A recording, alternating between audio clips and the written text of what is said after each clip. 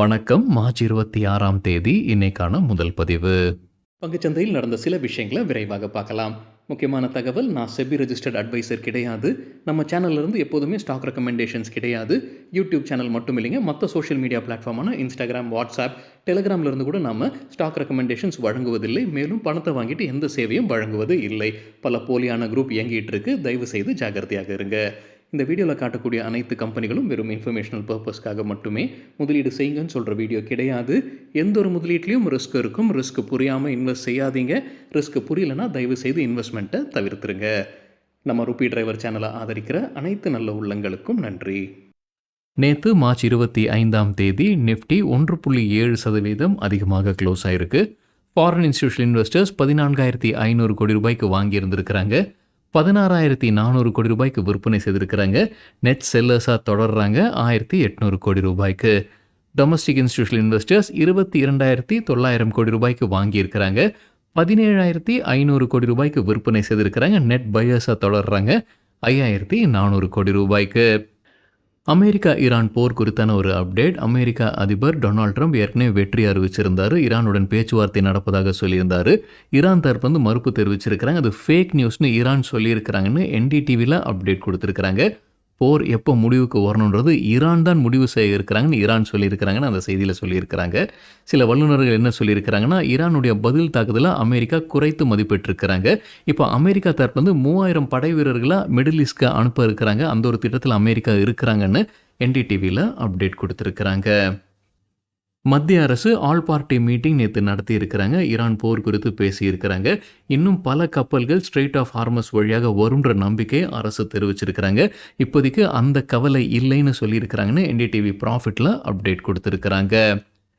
India Iran கிட்டேருந்து LPG cargo வாங்கியிருக்கிறாங்க. 2019ஆம் ஆண்டிற்கு பிறகு இப்போ தான் வாங்குறாங்க. அமெரிக்கா சாங்ஷன்ஸில் சில தளர்வுகள் கொண்டு வந்திருக்கிறாங்க. ஈரான் மீது போடப்பட்ட சாங்ஷன்ஸ். இப்போ இந்தியா எல்பிஜி கார்கோ ஈரான்லேருந்து வாங்கியிருக்கிறாங்க. அந்த டேங்கர் விரைவில் பெங்களூரு போர்ட்டுக்கு வந்தடையும்ன்ற தகவல் மணி கண்ட்ரோலில் கொடுத்துருக்குறாங்க.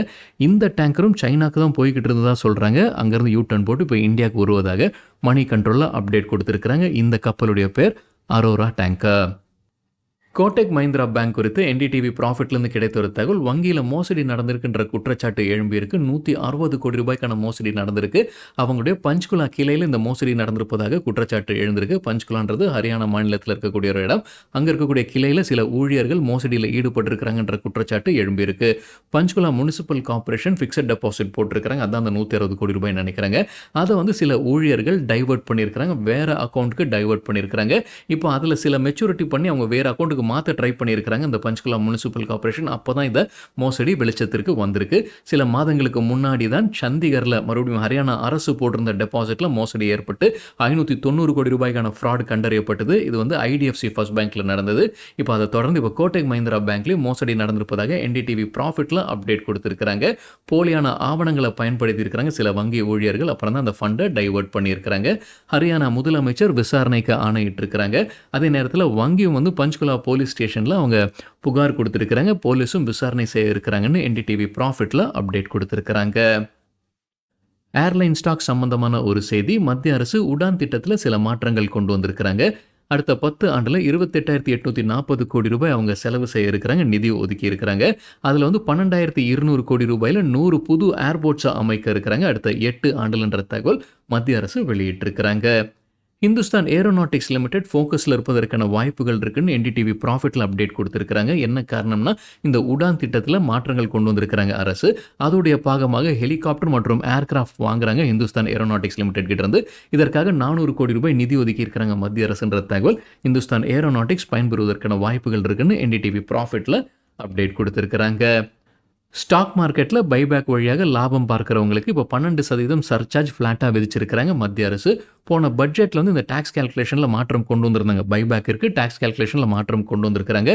இப்போ 12% ஃப்ளாட்டாக சர்சார்ஜ் விதிச்சிருக்கிறாங்க மத்திய அரசுன்ற தகவல் என்டிடிவி ப்ராஃபிட்டில் கொடுத்துருக்குறாங்க. இது ஏப்ரல் 1ஆம் தேதியிலிருந்து நடைமுறைப்படுத்தப்படுது. இந்திய ரூபாயின் மதிப்பு யூஎஸ் டாலருக்கு நிகராக ரெக்கார்ட் லோவில் க்ளோஸ் ஆயிருப்பதாக என்டிடிவியில் அப்டேட் கொடுத்துருக்காங்க. 29 பைசா ரெட்டில் க்ளோஸ் ஆயிருக்கு. 94.05 க்ளோஸ் ஆயிருக்கு. இந்திய ரூபாயின் மதிப்பு யூஎஸ் டாலருக்கு நிகராக.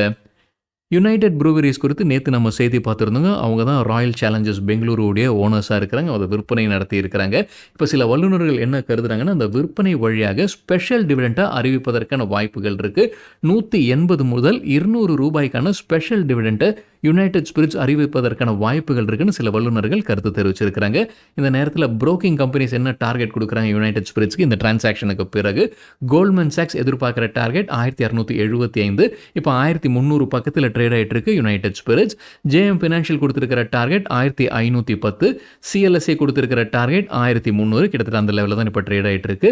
ஐஐஎஃப்எல் கொடுத்துருக்கிற டார்கெட் 1500 ரூபாய்.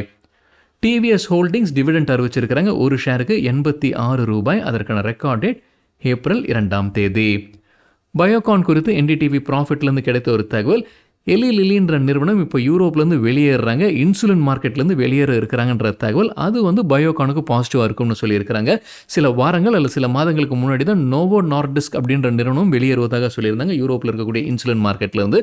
அதே போல் இப்போ எலி லிலி நிறுவனம் வெளியேறாங்க. இது பயோகானுக்கு பாசிட்டிவாக இருக்கும்னு என்டிடிவி ப்ராஃபிட்டில் அப்டேட் கொடுத்துருக்காங்க. எப்போக்குள்ளார இந்த நிறுவனம் வெளியேறாங்கன்னா 2027 2வது குவார்ட்டருக்குள்ளார அவங்க வெளியேறிடுவாங்க முற்றிலுமா. பயோகானுக்கு பாசிட்டிவாக இருக்கும்னு சொல்லியிருக்கிறாங்க என்டிடிவி ப்ராஃபிட்டில்.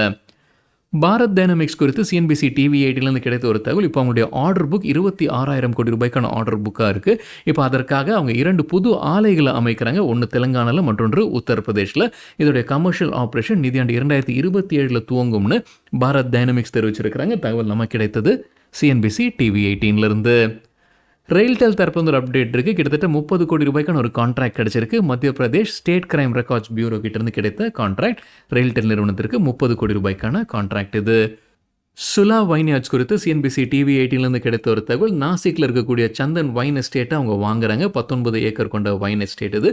வைன் டூரிசம்காகத்தான் இது வாங்குவதாக சொல்லியிருக்கிறாங்க சுலே வைன்யார்ட்ஸ். இதோடைய ஆனுவல் கெப்பாசிட்டி 4.5 லட்சம் லிட்டர்ஸ். எம்பசிஸ்க்கு சிஎல்எஸ்ஏ கவரேஜ் இனிஷியேட் பண்ணியிருக்கிறாங்க. ஹோல்டு ரேட்டிங் கொடுக்குறாங்க. எதிர்பார்க்குற டார்கெட் 2120 ரூபாய்.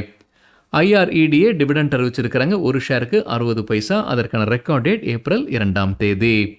ஸ்விக்கி சர்வம் ஏஐயுடன் ஒரு பார்ட்னர்ஷிப்பில் வருவதாக சிஎன்பிசி டிவி 18ல் தகவல் கொடுத்துருக்காங்க. எதற்காக இந்த பார்ட்னர்ஷிப்? மல்டிலிங்குவல் வாய்ஸ்லெட் ஆர்டரிங்காகத்தான் இந்த பார்ட்னர்ஷிப். ஸோ நம்ம கால் பண்ணி நம்ம மொழியிலே ஆர்டர் பிளேஸ் பண்ண முடியும். தமிழ் உள்ளிட்ட 11 இந்திய மொழிகளில் இந்த ஆர்டர் பிளேஸ் பண்ண முடியும்னு ஸ்விக்கி சொல்லியிருக்கிறாங்க. தகவல் கிடைத்தது சிஎன்பிசி டிவி 18லேருந்து. எம்ஐசி எலக்ட்ரானிக்ஸ் நேற்று நல்லா பர்ஃபார்ம் பண்ணியிருந்திருக்கிறாங்க. இன்ட்ராடேயில் 5% அப்பர் சர்க்கியூட்டை எட்டியதுன்னு மணி கண்ட்ரோலில் அப்டேட் கொடுத்துருக்காங்க. எம்ஐசி எலக்ட்ரானிக்ஸுடைய போர்டு மீட்டிங் மார்ச் 30ஆம் தேதி நடைபெற இருக்குது. 2 விஷயங்கள் குறித்து முடிவெடுக்க இருக்கிறாங்க. ஒன்று, சிங்கப்பூரை சார்ந்த நியோ செமி எஸ்ஜி பிரைவேட் லிமிடெடில் கிட்டத்தட்ட 90% ஸ்டேக் வாங்குவது குறித்து முடிவெடுக்க இருக்கிறாங்க. மற்றொன்று, ரீஃபிட் குளோபல் பிரைவேட் லிமிடெடில் 43% ஸ்டேக் வாங்குவது குறித்து முடிவெடுக்க இருக்கிறாங்க எம்ஐசி எலக்ட்ரானிக்ஸ். சில மாதங்களுக்கு முன்னாடி செய்தியில் இருந்த ஒரு நிறுவனம் தான் Dream11. எப்போ மத்திய அரசு பணத்தை வைத்துக்கொண்டு ஆன்லைனில் கேமிங் பண்ணக்கூடாது, அதை தடை செய்திருந்தாங்களோ அப்போவே Dream11 வேறொரு பிஸ்னஸில் வர இருக்கிறாங்கன்ற செய்தி இருந்துக்கிட்டே இருந்தது. இப்போ ஸ்டாக் புரோக்கிங் பிஸ்னஸில் அவங்க வராங்க. ட்ரீம் ஸ்ட்ரீட்ன்ற பேரில் அவங்க ஸ்டாக் புரோக்கிங் பிஸ்னஸை துவங்குறாங்க. இது ஏஐ பயன்படுத்தி சில டூல்ஸும் வழங்க இருக்கிறாங்க அவங்களுடைய கஸ்டமர்ஸ்க்குன்ற தகவல் பத்திரிகையில் வெளியாகி இருக்கு. என்எஸ்சி பிஎஸ்சி இன்னைக்கு மார்ச் 26ஆம் தேதி ராம் நவமியை முன்னிட்டு விடுமுறை. அனைவருக்கும் ராமநவமி வாழ்த்துக்கள். கெய்னர்ஸ் வித் ஹை வால்யூம் பட்டியலை விரைவாக பார்க்கலாம். இது நேற்றுக்கான டேட்டா.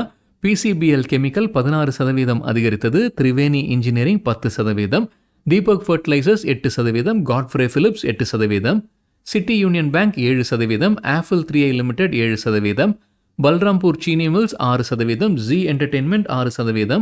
சம்மான் கேபிட்டல் குறித்து நம்ம செய்தி பார்த்துருந்தோங்க. ஆர்பிஐ அனுமதி வழங்கி இருக்கிறாங்க இன்வெஸ்ட்மெண்ட்டுக்குன்னு. 6% அதிகரித்தது. ரிலையன்ஸ் பவர் 6% அதிகரித்தது. லூசர்ஸ் வித் ஹை வால்யூம் பட்டியலில் ஜென்சார் டெக்னாலஜிஸ் 2% வீழ்ச்சி, கேபிடி இண்டஸ்ட்ரீஸ் 17% விழுந்தது, குவிண்ட் டிஜிட்டல் 6% வீழ்ச்சி, ஃபைட்டோகெம் 11% விழுந்தது. சரிங்க, இதுதான் சில விஷயங்கள் என்னுடைய பார்வைக்கு எட்டியது. நன்றி, வணக்கம்.